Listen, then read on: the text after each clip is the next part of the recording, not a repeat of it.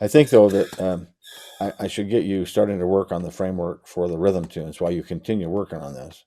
We get the framework Okay. for the rhythm changes. Okay. So you're still working on the blues, trying to nail the time on all the target notes, all the Right. yeah. And then Yes. in addition, and you should probably continue in the blues to try to do that in more than one key.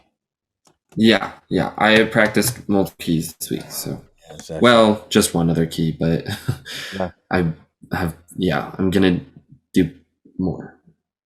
Yes. But then while you're doing that, I think that we could start working on the framework for the rhythm changes because it takes a while for that to sink in too. Okay. I want to get it Okay. started. So, what are rhythm changes? Did we talk about that at all? No, we've Uh, not. why do we call these rhythm changes? Nothing to do with rhythm, actually. It's because they're the changes to George Gershwin's tune called "I Got Rhythm," Oh. and it turned out to be that these were favorite changes for the bebop players. They loved playing on these changes. They found out that they could write a different melody on it, and then they could avoid copyright problems because you can't copyright a chord progression. Right. You can copyright a melody. So they would put Right. their own melody on the same chord progression. And so, just like on the blues, where there's dozens of tunes, hundreds of tunes written on the blues, there are similarly dozens of tunes written on rhythm changes. Okay. And so they're the changes to, I think you know the tune, right? Yeah.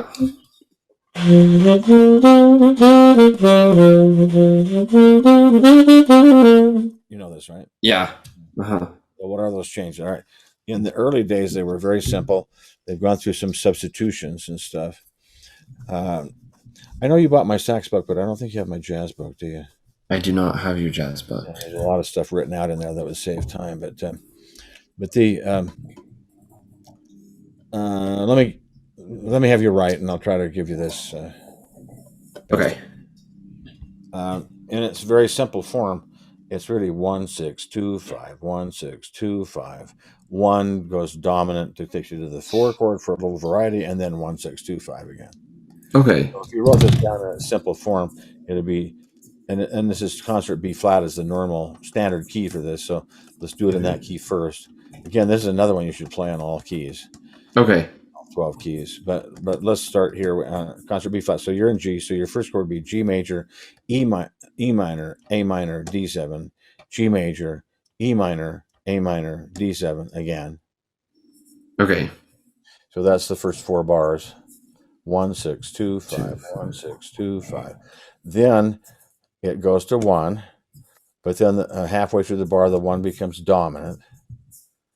And as soon as the one becomes dominant, it becomes the dominant of the four chord. So it goes to four. So you're going to go G major, two counts, then G7, two counts, then C major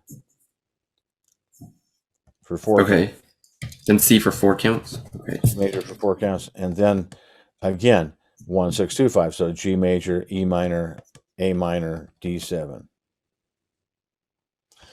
Wait, That's so it goes G, G7, C for 4 counts, then back to 1 6 2 5.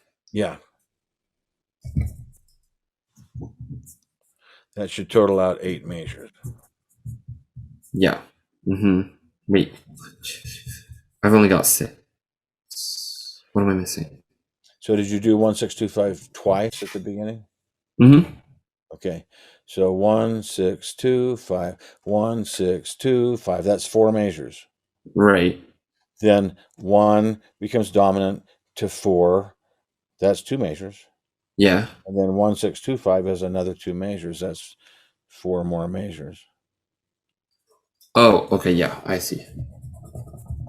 Yes. I got it. Okay. I thought that 1 6 2 5 was one One four count. count. Yeah. Well, Okay. yeah, I thought it was Two four counts. counts each, but it's Two not. counts each. Yeah. Yeah, okay. Cool. Okay. Now, sometimes Jamie will, when they did the Omni book, they didn't even put the six in. They just put 1 2 5 1 2 5 1 goes to four, two, and then one 2-5-1. I mean, they wrote it really simple. I don't think the original tune was ever without the 6th chord. Not quite that simple, I don't think. If you look in the Omnibook, there's a lot of tunes in the Omnibook that are based on rhythm changes, including Kim. Okay. Perfect. Yeah, but they may not write quite as many changes as I just gave you. Sometimes they make it even simpler. But usually it doesn't get any simpler than what I just gave you. But it usually gets more complex. So let me show you some common substitutions that start to happen, because it's a little monotonous for it to go 1-6-2-5, 1-2-6-5, and then in a minute 1-2-1-6-2-5. I mean, we're talking out of 8 measures, 6 of the measures are 1-6-2-5. Right. So we start saying, well, what could we substitute for 1? So the first time we go 1-6-2-5. The second time, let's go 3-6-2-5. So B minor, E minor. Okay. 3-6-2-5. Then 1 goes to dominant, goes to the 4th chord, and then again in this first ending, the last 2 measures, let's substitute for the 1 chord and put a B chord instead of 3 chords. So B minor, E minor, A minor, D7. That gives a little different root progression, slightly more variety, but it's still not very different from before.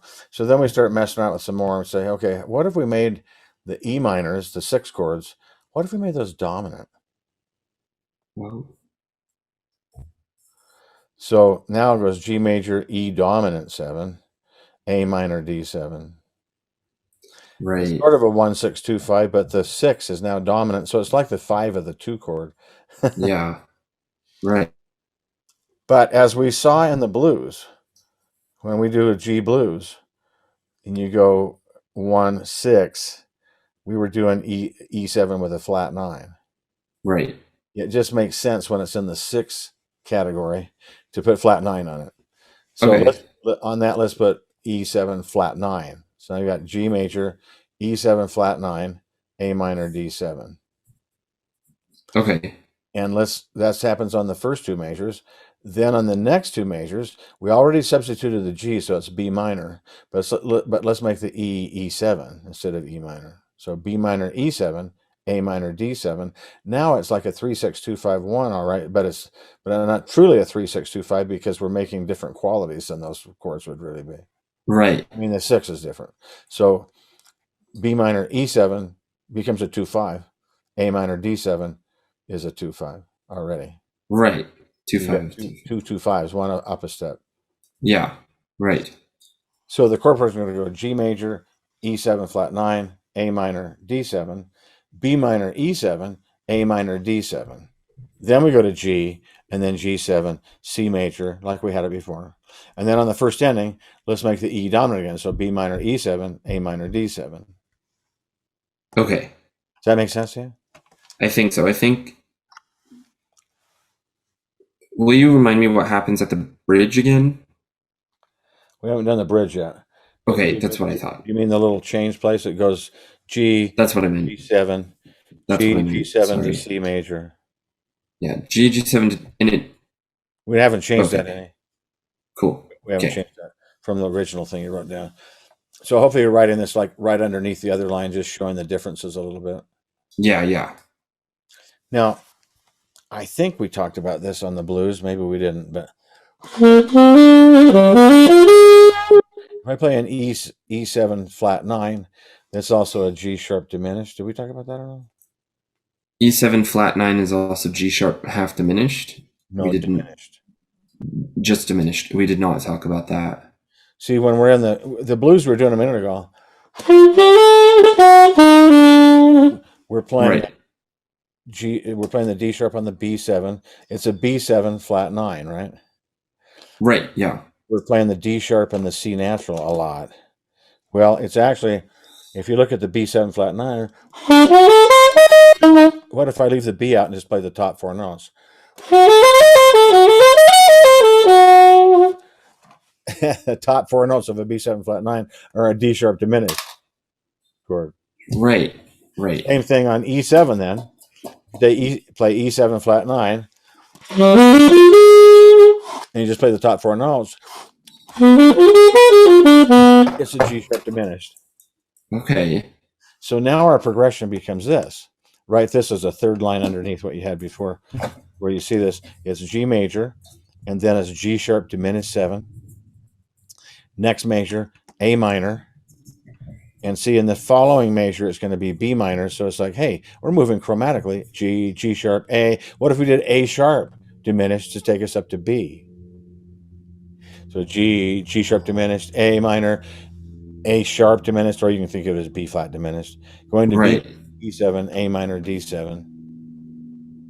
Okay, so it would be G major, G sharp diminished, A minor, A sharp diminished 7, and then B minor Yeah. and then B minor back to the original. Then we're on the original, what we did on the previous line. So B minor, E7, A minor, D7. B minor, okay, E7. Just those 2 5s. So right. Now we got right.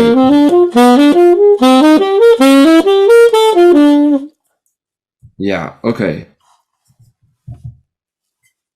Yeah. Okay.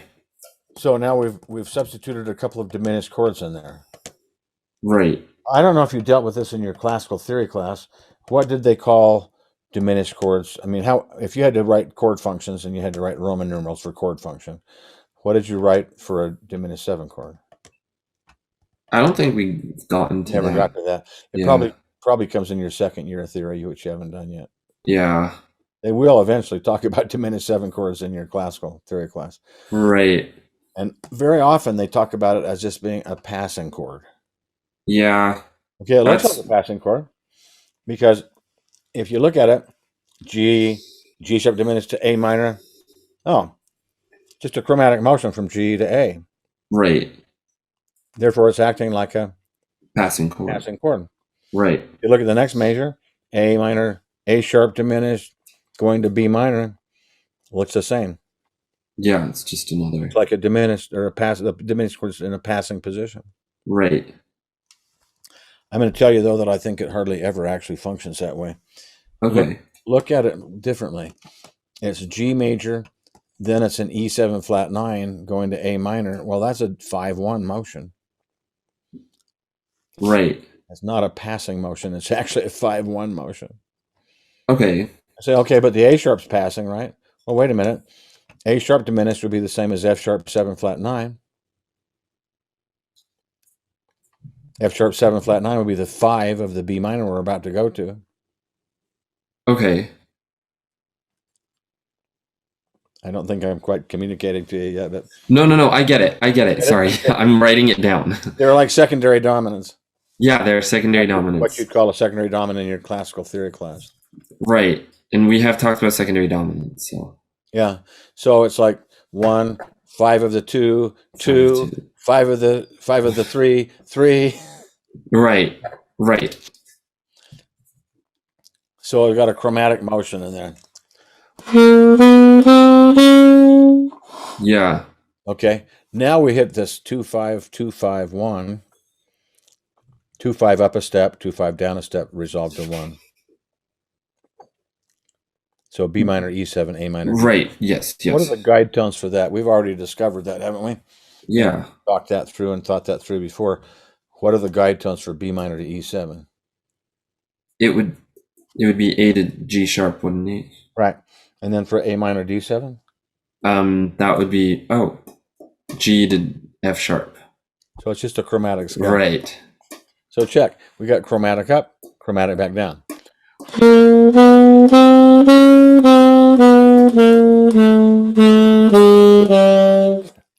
Right. Part would be the G major to G dominant down to the 4 chord. Yeah. You're kind of seeing that? Yeah.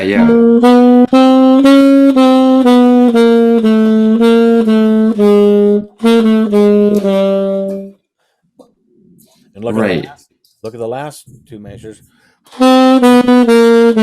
Just like measures 3 and 4, 7 and 8 are the same chords. Therefore, the guide tones are the same. Yeah. Okay. Now look at yeah. Here's another common substitution. This is actually common in the blues too. We didn't do this, but you could have done Now,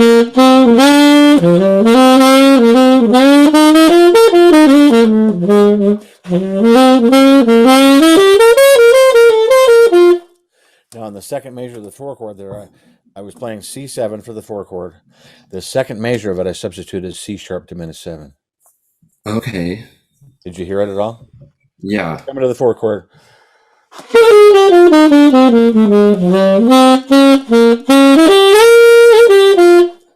That was a C's dominant and then C sharp diminished.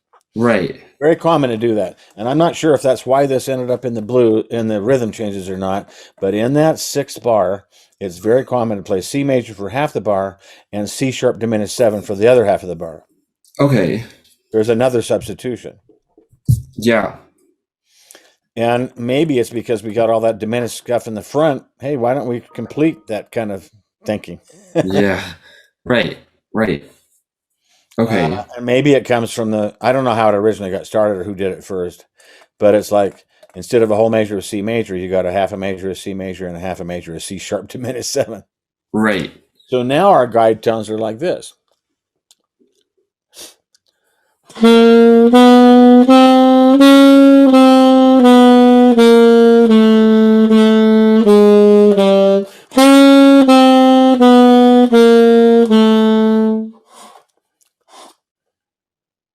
So I just played through 8 measures in half notes. Right. Everything's moving in half notes. Yeah.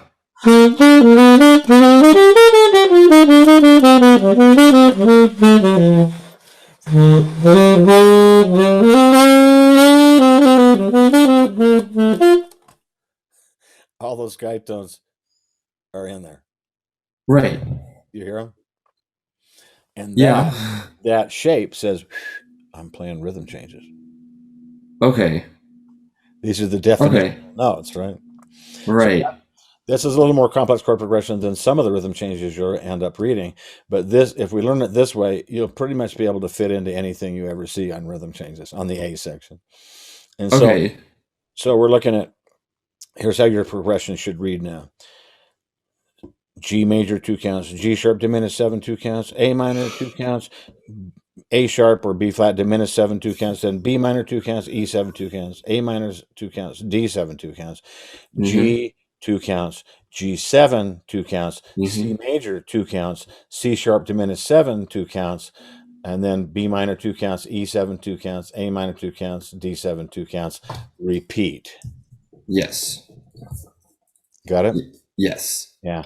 That's the chord progression I think we should use for our framework. Okay. Now, the last 2 measures are the first ending. So you should put a 1 and a little bracket that shows first ending for B minor, E7, A minor, D7, the last 2 measures. Okay. The second time through, everything else is the same. But now just below on the line just before that, write a 2, bracket, 2 with a bracket for the second ending. Right. And it would go directly to A minor, D7, G major. So 2 counts on A minor, 2 counts on D7, 4 counts on G major, double bar line. Will you repeat it one more time? It goes to A? It's just a 2-5-1 in G. So what we did on the first ending was we went 3-6-2-5. Here it goes 2-5-1.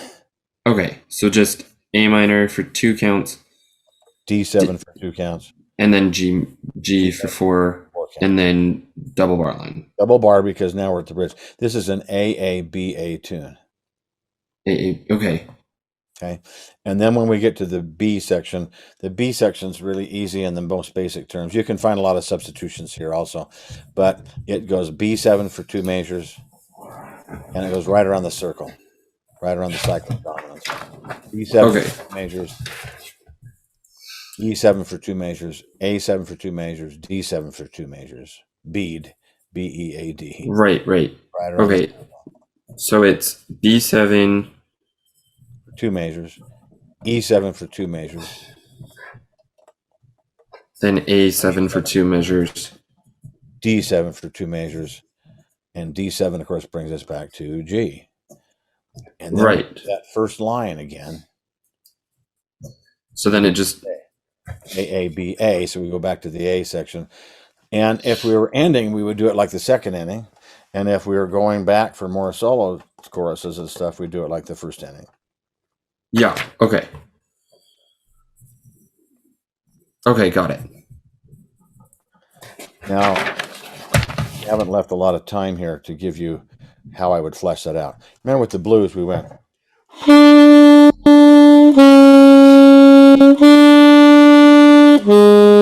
whole notes.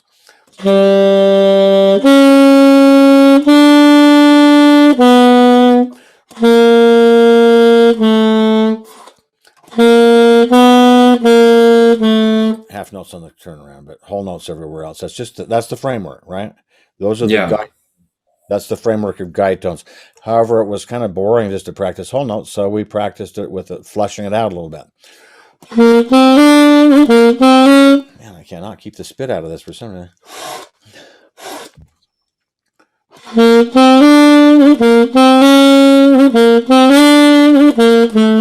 To make it more interesting. Right.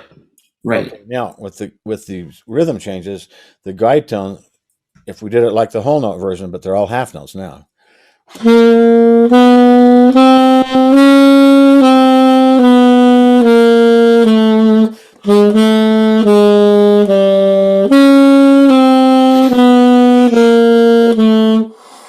Okay, but flushing it out is going to make this a lot more interesting. Okay. And like that framework in the blues where I told you, play it until you're sick of it. Yeah. Until it becomes part of you. Right. That would be what I'd like you to do with this as well. This is how I usually flesh it out.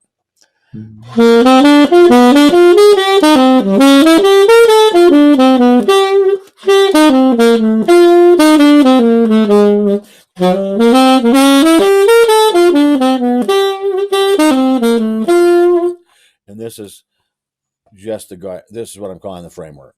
Okay. It's a place to start. Right. After we get that down and you're sick of it, then we find out, okay, now how do we vary this? And this is going to be really helpful to you. But we're going to do a lot of, pretty soon it's more like.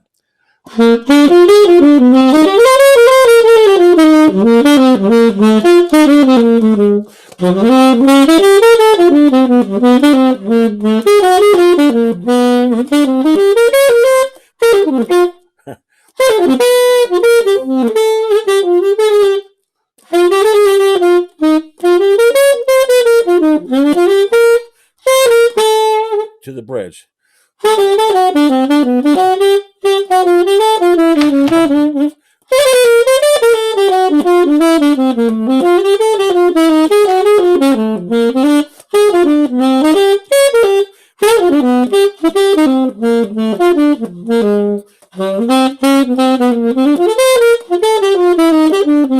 Beginning.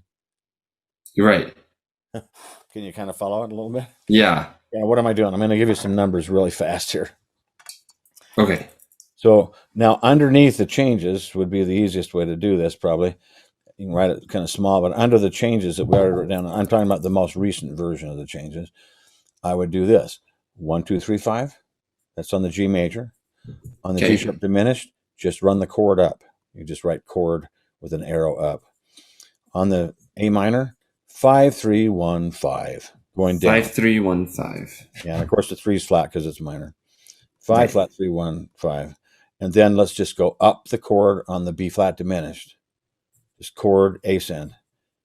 Okay. If you do that, it'll sound like this.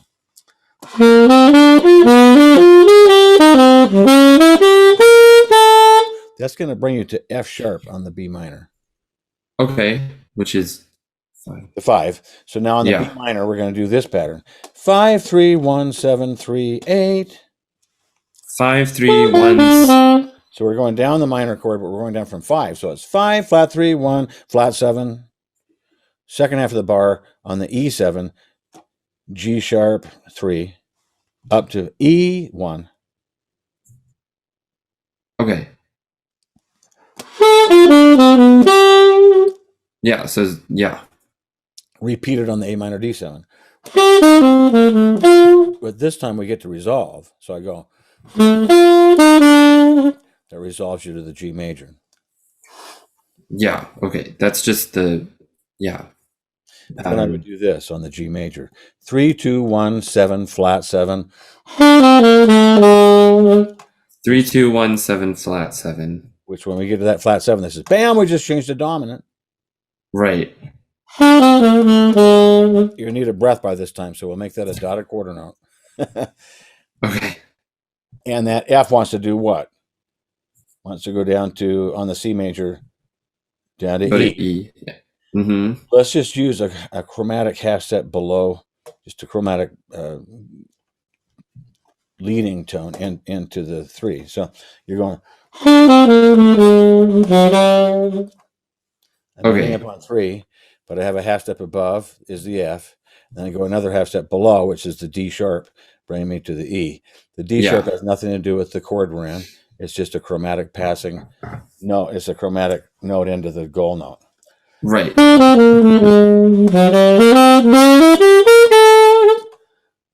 I'm going to go, just to kill time on the C major, I'm just going to go 3, 5, 6, 5. Okay. I'm just going to go up the diminished chord. You understand that a C sharp diminished chord and a B flat diminished chord are exactly the same chord? Yes. So I'm going to run it up from B flat instead of C sharp so that I come out the same way for my patterns on major 7 and 8. Okay. That way it brings me again to 5 on the B minor.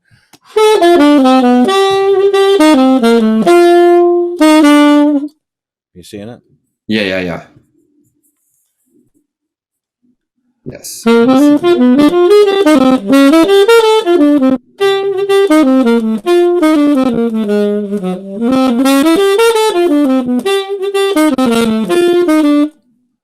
that's the first time through the A.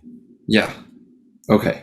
Second time will be the same thing for the guy for the framework. We're just doing the same thing. The first, second, and third time was the same thing every time because we want to get this really ingrained. Right. Okay. Bridge for now. What I do on the bridge for the framework is I just play bebop scales. So here's the bridge.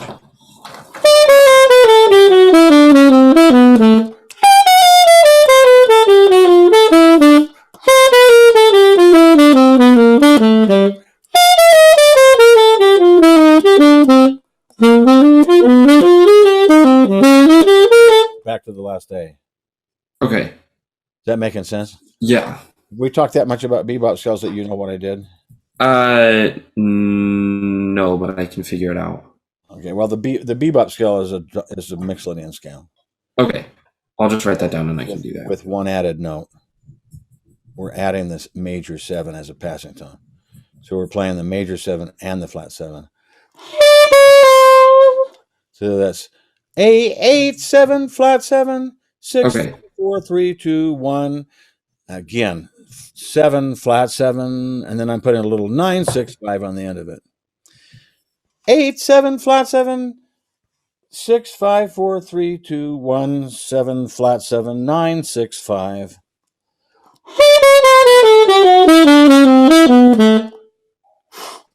Okay. I'm just doing that exact same thing in all 4 keys. Right. Okay. For the bridge. Yeah. Okay. I've got a million variations that I want to give you on bebop scale too, so that would be really good if you can get those solid too while you're doing this. And then I'm going to show you lots of ways of varying both what we're doing on the A section and what we can do with the bebop scale on the B section.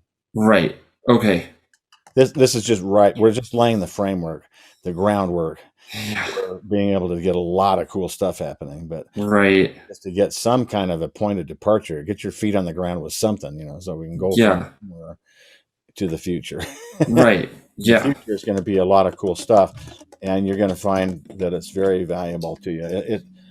We did some of this stuff when we did Joy Spring, some of the same kind of stuff. Right. Variations on it and stuff. Variations by direction, variations with rhythm, variations by range of the horn. And then we're going to deal a lot more with variations by alteration. Okay. So, that's all future. Right now, your challenge is to get this framework so it's really solid. So right. How much you just hate it. You can't stand to play it anymore. Okay. Okay. I will do that. Okay, Feel like sounds you got good. a grasp on it. You can always Yes. have me send you the recording of this lesson if you're not sure. Yeah, I think I'm gonna want that. I played a lot of stuff slow so that you could transcribe it if you had to. Yeah. Yeah. Yeah. To make sure Okay. you got it right. But yeah, this will be a fun start for you. But don't just do this at the expense of the blues. Keep working on the blues. Okay. You got that pretty solid now. It's just a matter of getting the timing. Timing. Yeah, and then work on this framework for the rhythm changes. Okay.